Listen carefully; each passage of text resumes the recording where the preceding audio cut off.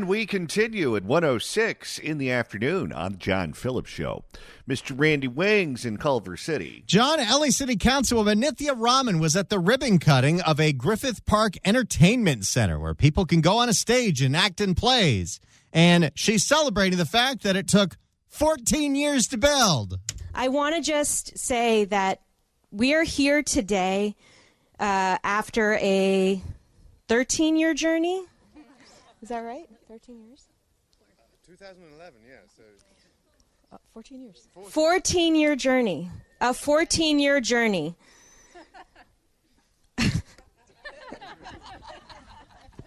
Wow. So sorry on behalf of the city of Los Angeles. But you know what? We're here today. We are here today. And that is all that matters. And we will do better. I promise you that. No, you won't. It took them 14 years to build a stage? Yep. Okay. I understand that we're way over time on the bullet train, but that's complicated. You don't necessarily need Bob Vila to build a stage. What, was Tim Allen not available?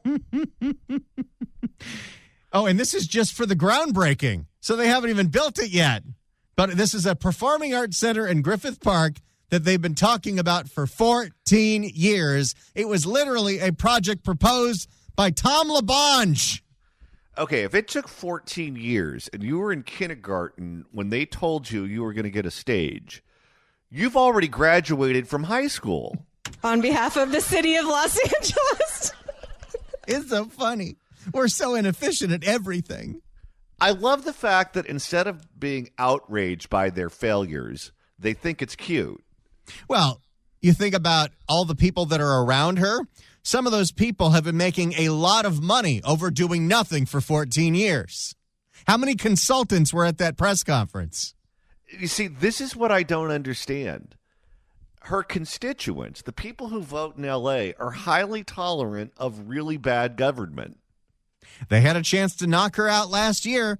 Could have put in neighborhood prosecutor Ethan Weaver, but no, Nithya got over 50% in the primary. Someone should really study this because it's a Democrat thing in particular here in California, where instead of being outraged about the failures of what's going on locally, the politicians just say, yeah, well, we hate Donald Trump a whole lot, and that's good enough for the voters. And they're willing to put up with things exactly like this pretty much across the board. Wow. So sorry on behalf of the city of Los Angeles. Is there anything that they're doing that works? No. I'm trying to think what actually works in government here. And our property taxes are really good. Prop 13 has saved us. And we do that better than other states. But that was a citizens' initiative. Yeah. It did not come out of the legislature. Our university system is pretty good. The University of California, California State University, you can get an excellent education for very little money if you're paying in-state tuition. Our liquor laws are smart. You go to some states, you can't buy booze on Sunday. You have to buy it from a state store. The taxes are huge on booze. The cost is huge. In California, it's readily available and relatively cheap. But outside of those handful of things, I can't think of anything that we do well. It's a good state for drunk college students, you say. Pretty much. And everyone thought that was Arizona State. Wow. So sorry on behalf of the city of Los Angeles. 800-222-5222 is telephone number 1-800-222-5222. It is our pleasure to welcome our next guest to the program. He is the editor of the Guss Report. You can get him online at danielguss.substack.com, and you can follow him on X at the Guss Report. Daniel Guss, welcome. Hey, John and Randy. Thank you so much for having me back. Well, thanks so much for stopping by. So let's start out with your scoop. that LA Mayor Karen Bass is now saying that she is going to cut her salary because the city of LA is broke. Well, yeah, she said that, and I have the exclusive. Thank you very much for mentioning my Substack. Yes, she actually said that this weekend, but only when she wasn't expecting a very capable attorney, a conservative friend of mine by the name of Scott Allen Myers, who, while Bass's overpaid staffers were trying to keep the Twitter and X accountability activists away from her, Scott Myers, my attorney friend, got behind enemy lines for a photo op, and he asked her straight up to help with the deficit in the budget, your $1 billion deficit. Are you willing to take a salary cut? And she said emphatically, and I quote, guys, absolutely. Let's listen to it. Thank you again, Gus, for sending us this. Can I get a picture? Yeah, absolutely. Okay. Let's Now, see, are I you going to think be you're taking? gonna- Are you going to be taking a pay cut to help the budget? Absolutely. You are. What I'm not- what percentage? Well, we don't know. We'll have to see. Thank you. How much of a pay cut? I don't know. She sounded a little passive aggressive there, Daniel. I'm coming out. I'm coming to the table with 20% as a starting point for everybody who makes over $200,000 a year, which would mean virtually everybody on Bass's senior staff, and 5% for 100,000 to 200,000, and no salary reduction for everybody under 100,000. So. It looks like, according to their clicks, City Council is trying to figure out how much Karen Bass just cost 40 or 50,000 City of LA employees. So is there anything actually in the works to cut their salaries, or was that just an off-the-cuff remark she made because she was, I'm not going to say ambushed, but she was not expecting that question to be asked of her? Oh, as far as I know, there's nothing in the works. And that is why I don't speak to politicians through their well-paid intermediaries. I don't accept prepared statements in response to my specific questions. That is exactly what happens when a politician has to speak on their own feet. And one would expect somebody who was, in the assembly, who was in Congress, who's the mayor of Los Angeles, to be able to answer a question. So she wasn't even prepared for that. She's really not good off the cuff. And I'm thinking about that incident when she was coming back from Africa after the fires were going on, and she wasn't here to lead the city through it. And there was a reporter from, I think it was Sky News, who caught her on the jet bridge as she was exiting the airplane. And she just stood there frozen. She had no answers to anything and didn't even change her facial expression. Right. Exactly. And I think especially in times of crisis or any time, that's how we got into this problem, that they speak through layers and layers, just like that on the ball reporter at LAX, when we actually just want the truth. Even if they're failing, the one way to make failure worse is to not know the circumstances and not know where you stand on the issues. That's why she is $1 billion in the hole for a single year budget, not in debt $1 billion, for a 1-year budget. And gee, I have a feeling that some capitalist by the name of Rick Caruso would have been able to respond to a simple question if he were in this type of situation. Too bad we don't have him as mayor right now. It'll be interesting to see if she follows through with this, because she is big on big grandiose statements that have no follow through. Because if you go back to when the fires were going on, she said she wanted a full investigation as to why she went to Ghana. Remember that? Right. Why she went to, well, I don't want to say, I was going to make a pun there, but yeah, I remember that. And have we heard about any investigation, any results from anyone looking into that? No, of course not. Just like the 10 freeway fire, that they never came forward with that. And by the way, where are you, LA Times, on that? So not on the fire, not on the 10 freeway stuff. No, she makes these grandiose statements, but here's the problem, John and Randy. It's me. God knows they would hate this clip being broken by anybody, but it's exponentially worse because it's being broken by me. That makes it a lot worse because all I'm here to do, I'm just a guy with a keyboard telling the truth. And this time, Scott got behind enemy lines to get it out of her. How do you backtrack on that? Well, especially if you're trying to stay in the good graces of the city council, because she is doing everything she can to keep that DSA voting bloc in particular in her corner as she runs for re-election. But if you just cost them some money, if you are going to cost them or force them to take a pay cut because you were caught off guard and you didn't know how to think on your feet, they're really not going to like that.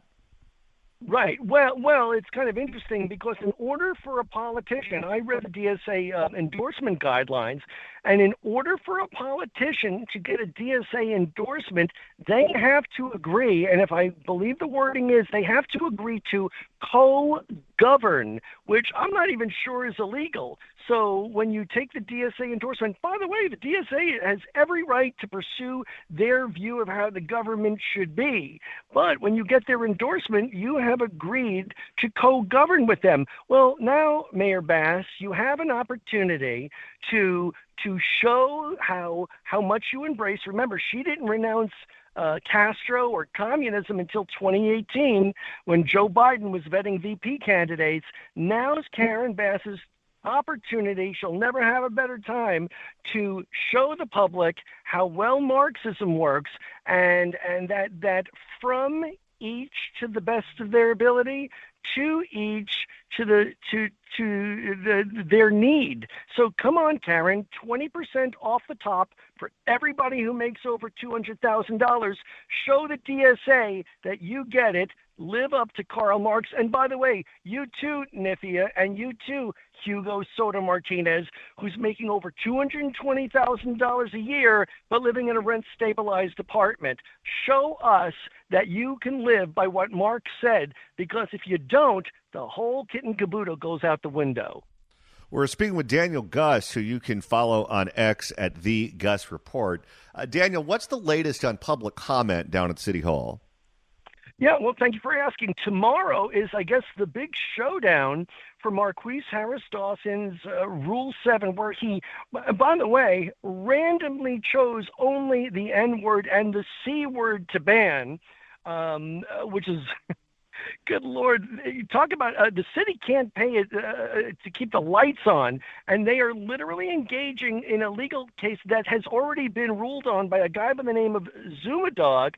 And so I guess it's coming to a vote on the full city council tomorrow, and public comment on it has already been taken, unless they choose to reopen the debate, and their only out is if they do a Robert's Rules of Order called a receive and file, where they talk about how awful the language is. And yeah, these words are awful, which, by the way, previous city councils have celebrated rap artists who use the same words by giving them stars on the Walk of Fame, that Harris Dawson has celebrated the Super Bowl halftime show using the same words by Kendrick Lamar.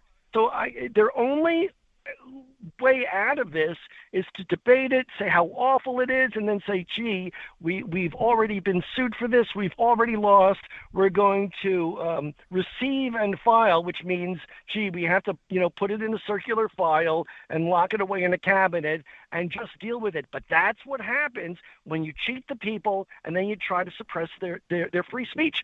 So it's tomorrow at 10 o'clock in the morning, and I don't see any other way out of it. Here's the thing. If you don't want to just hear from the gadflies, if you want to hear from regular people, don't have your meetings in the middle of the day when all the normal people are at work, because then you're just going to get the people with nothing to do. If you have the meetings at night, you'll get homeowners, taxpayers, voters who have something to say. Now, if they do that, they're not going to like that any more than what they're getting right now, because then you're going to have informed people who are furious at the services that they're getting from the city. Right. They're damned if they do, and they're damned if they don't. But let's be clear. Despite the physical assaults that harass Dawson's people, and by the way, I'm not done with that subject. We're not done with that. Despite all of their efforts to censor the gadflies, despite their physical assaults on myself and KTLA reporter Annie Rose Ramos, I still reached out to Marquise Harris Dawson and said, hey, I've been watching this circus for more than 25 years at City Hall. God knows why I did that. I offered to say, hey, I have some ideas on how you can make it a little better and take the pressure off of yourselves. No response. So whatever Harris Dawson gets out of this, for whatever legal fight that they may get out of this, I reached out to offer the help despite their efforts to silence and intimidate me, which never works, by the way. Daniel Guss, editor of the Guss Report. You can read him online, and if you want to subscribe, I highly recommend it. He produces great stuff out of LA City Hall. You can get him online at danielguss.substack.com and follow him on X at The Guss Report. Daniel Guss, thanks so much for stopping by. And remember, my Substack is free to everyone. Thank you, John and Randy. I'll talk to you later.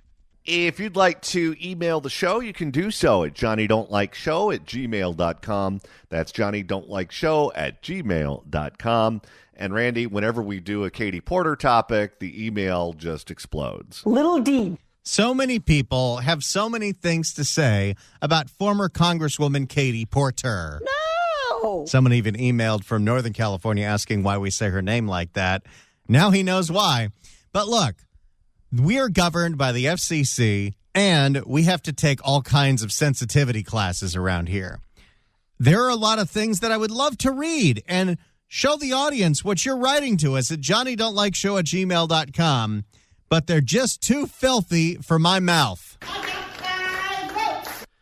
Pretty much across the board, too.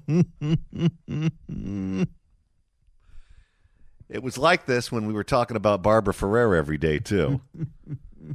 Yeah. All right, Randy, now that we've hit the halfway point of today's show, if you want to continue listening to us after we sign off at 3, that's easy to do. Like, let's say that you're new to the show and you're like, Barbara who? Who's this Ferrer? And you want to catch up? You want to find out what we went through during COVID? Well, search for The John Phillips Show wherever you get your podcasts. Yeah. Search for The John Phillips Show on Apple Podcasts. Next slide. Search for The John Phillips Show on iHeartRadio. No, thank you. Search for The John Phillips Show on Spotify. You can do a Google on the YouTube. It is so easy to get episodes of The John Phillips Show. Even Barbara Ferrer knows how to do it. Right, Babs? I have no idea. You just do a Google on the YouTube. I have tech issues. Okay, she can't do it, but I swear you could figure this out. Download them shows. And right now it's time to open up the California Crime Blotter. If the cashier is dummy. Questions? And Randy, this edition is really more of an update on a story we brought you last week. We just had to find out if the poor cashier that worked at that 7-Eleven in Oakland that said he was going to quit his job after a robbery where he got assaulted, and then the boss convinced him to stay one more day, and then on that one day more, he got robbed and assaulted again.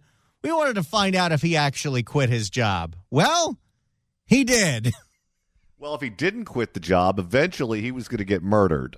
If he didn't quit his job, then this would be very true. If the cashier is dummy. But he said screw it to 7-Eleven in Oakland. For more, here is KPIX in the Bay Area. We begin in Oakland, where a store clerk has been caught up in the middle of a frightening crime spree. He was robbed at work not once, but twice this week. And it could have been thrice. You know, if this were a boxing match and I was managing that cashier, I'd be throwing in the white towel into the ring. These have targeted at least 6 gas stations and convenience stores all across the city over the last 3 days. What's it like getting gas in Oakland? Well, it's got to be a near-death experience. Well, because you have the ones where people are crashing Kias and just stealing all the cigarettes. And then if you happen to go to the gas stations by the airports, that's where they're bipping your rental car. Yeah, it's heads I win, tails you lose. I've been bipped several times. Oh, we know, Pammy. Dahlin spoke to the clerk who says a paycheck is not worth his life. Damn right. Which, again, is exactly what he would have had to give up to keep that job. After giving a statement to police, the cashier told the manager he quit right on the spot. He had been working at this Grand Avenue 7-Eleven for 3 months, but 2 robberies back to back, he says, can't do it anymore. Good for him. You know, if he had a better understanding of the English language, he could become a country and western singer. What do you think it's like if you're the hiring manager at 7-Eleven?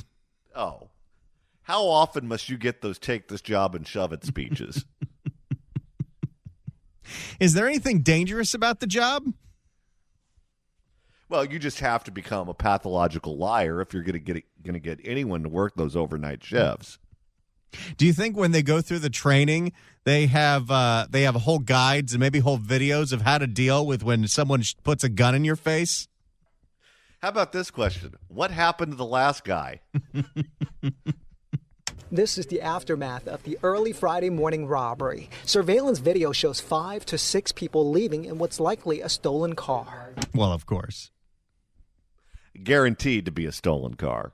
They came inside directly and they started hitting me and on my Where head. did they hit you? On my head and then On your head. Yeah, They hit him on his head. That's not fun. on my head and then You know, you hit this guy in the head enough times. If the cashier is dummy,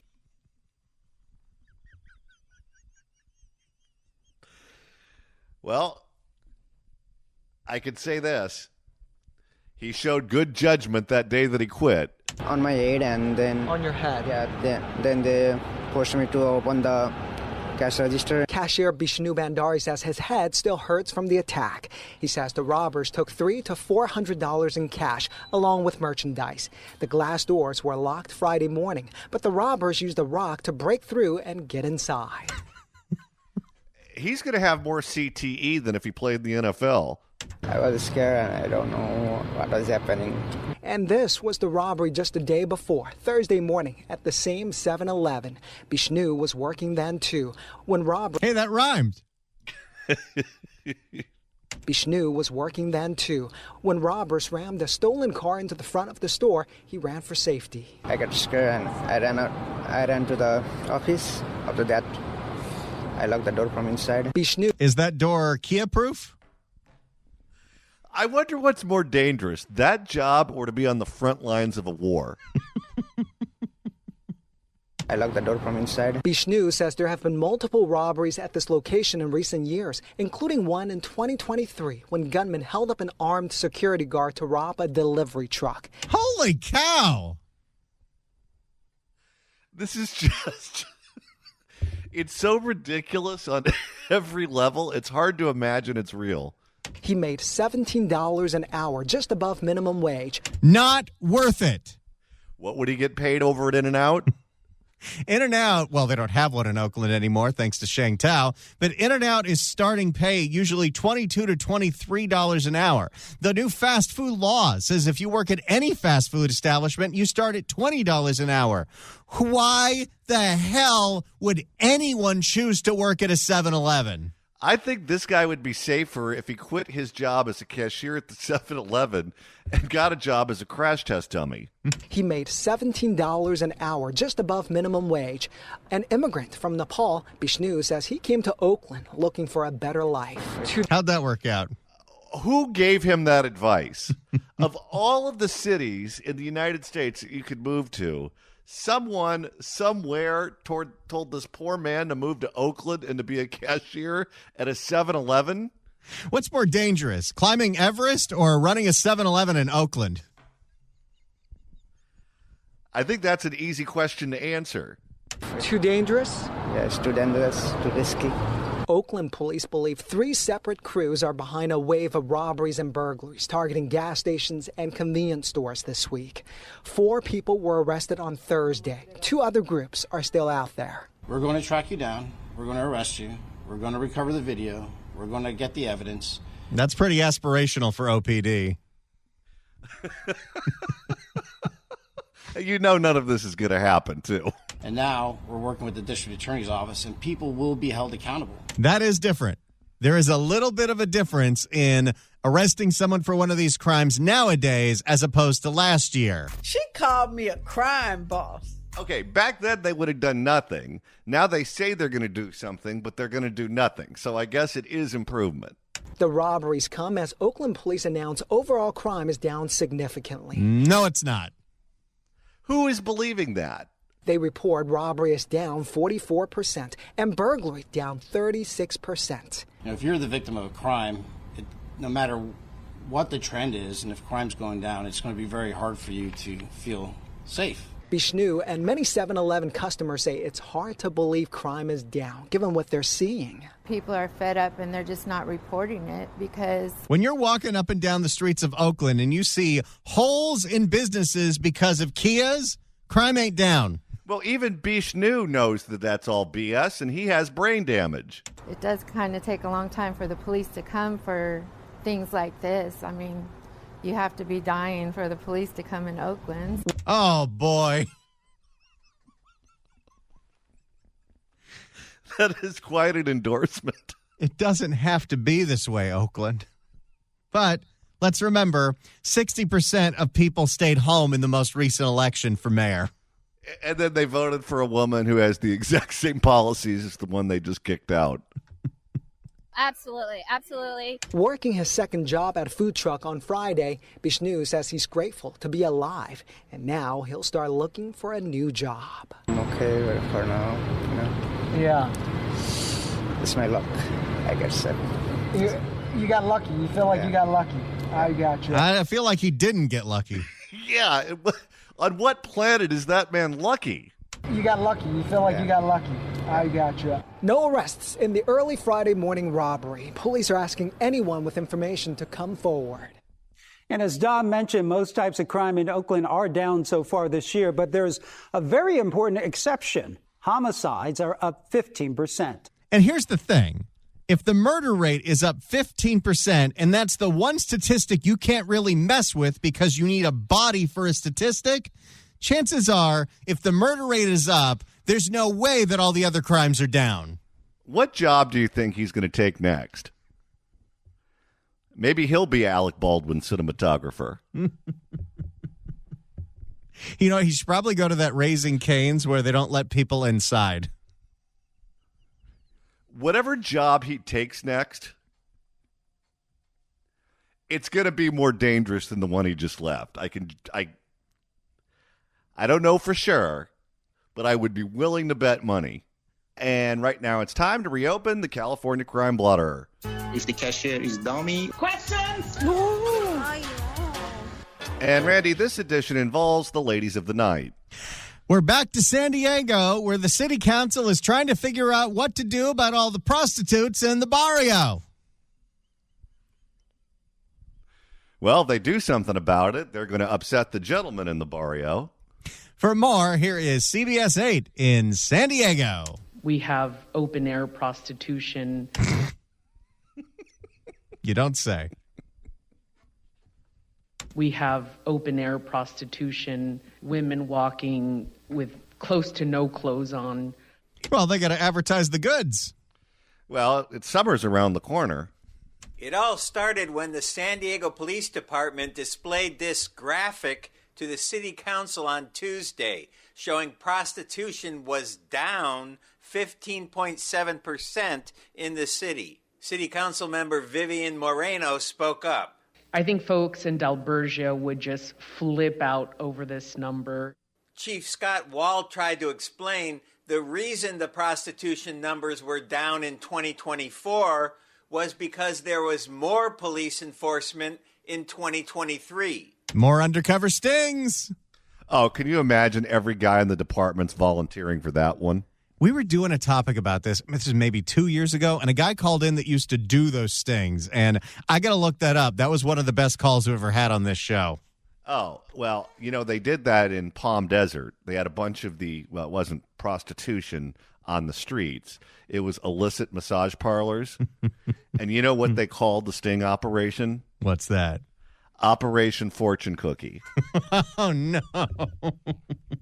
Yeah, I don't think that number is reflective of what we see out on the street. What that number is reflective of is the amount of enforcement that's taking place. CBS 8 has been reporting on the rampant prostitution on Dalbergia Street in Barrio Logan for the past 4 years. This video was recorded this morning. This video showing a woman inhaling an unknown substance I think we all know what that is. was recorded earlier this month. In 2023, SB 350. She got to meth it up before she gets out on the street, huh? In 2023, SB 357 went into effect, decriminalizing loitering for the purpose of prostitution. Oh, that's right. This all goes back to the Scott Wiener bill that made it more difficult to go after prostitution in some sense of equity. What is in the water up there? In 2023, SB 357 went into effect, decriminalizing loitering for the purpose of prostitution in California. And, as soon as that went into effect, what did we see in San Francisco? An explosion of prostitutes on Cap Street, an explosion of prostitutes in Oakland in front of a Catholic school. Well, and you're also encouraging human trafficking because that's how many of them get here. The new law aimed at preventing officers from unfairly targeting transgender people. Wait, what? That was a specific carve-out? Also made it more difficult for police to arrest sex workers. So you can't arrest the prostitute if the prostitute is transgendered, but you can if they have lady parts? I'm very confused, as are some of the customers. Well, some of them are quite passable. How does the cop know what's under the hood? Just to be straight with it, we need better tools to address this issue. And, there have been legislative changes in the state that have made it difficult for us to have an impact on prostitution. Councilmember Moreno pushed back. You see National City PD with their towers up, trying to stop the prostitution from happening on their side. And we don't see those efforts from our PD. That's when Todd Gloria's staff stepped in, saying the mayor supports 2 new bills in Sacramento that would reinstate the crime of loitering for prostitution. Yeah, good luck getting that through the committees. I just don't even understand how any of this legislation is legal. The initial legislation, where you can specifically say that you can't arrest the transgendered ones. It's very confusing. A lot of the state changes would take this out of vice and specialized units and return it to regular patrol cops to be able to enforce. That's a big hindrance right now, is a lot of the efforts at the PD level is specialized units, massive operations, a lot of overtime, which prohibits us from doing this on a consistent basis. Yeah, but those operations are hella fun. The police chief added the new bills also have provisions to get sex workers the help they need. We're not looking to put these women into the jail system. It's not the... How about the pimps? Can we arrest them? Well, if you arrest the drug dealers and not the users, then the pimps should be the ones that you go after. Goal that we're looking for. What we're looking for is to get them to take the help that's available because they are in way over their head. Oh, yeah. All these cops want to take these prostitutes under their wing, huh? And what if you get one of them and they say, I don't need help, I makes my money? Yeah, well, guess what? If you're thinking about mentoring one of them, they don't look like Julia Roberts. If they're out on the street smoking meth, my guess is, as good as the idea sounds, you're not interested.